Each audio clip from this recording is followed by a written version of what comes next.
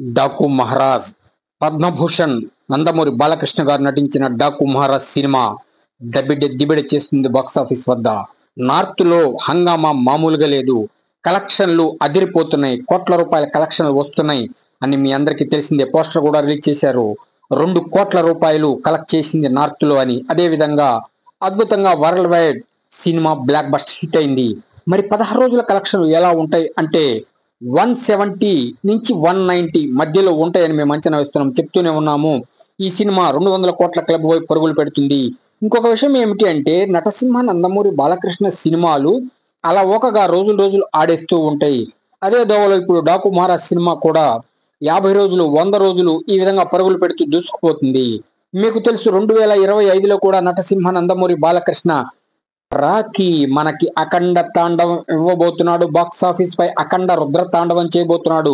ఆ ఘోర పాత్ర ఊహించుకుంటేనే పూనకాలు వస్తున్నాయి. మరొక ట్విస్ట్ ఏమిటి అంటే, పాటి శ్రీను కుంభమేళాలో షూటింగ్ చేశాడు అనగానే ఒక్కసారి నరాలు నిక్కబొడుచుకుంటున్నాయి.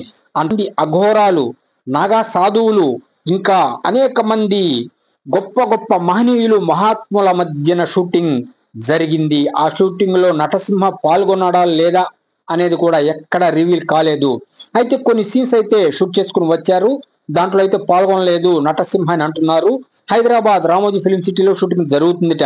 సరే, ఇక ఆ విషయాలు పక్కన పెడితే, ఈ డాకు మహారాజ్ సినిమా 16 రోజుల కలెక్షన్లు మా అంచనా ప్రకారం 170+ అని అంచనా వేస్తున్నాము.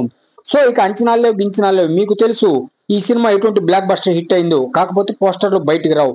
బయటికి ఎందుకు రావో మీ అందరికీ తెలుసు. ప్రస్తుత పరిస్థితులు ఎలా ఉన్నాయో మీ అందరికీ తెలిసిందే. కాబట్టి ఈ సినిమా ఎవరు చెప్పినా కూడా అంచనాలే. ఎక్కడ అఫీషియల్ గా కన్ఫర్మేషన్ ఉండదు. మేము చెప్పిన అంచనాలే. కాకపోతే ఈ అంచనాలే ఒక్కోసారి నిజమవుతూ ఉంటాయి అన్నమాట.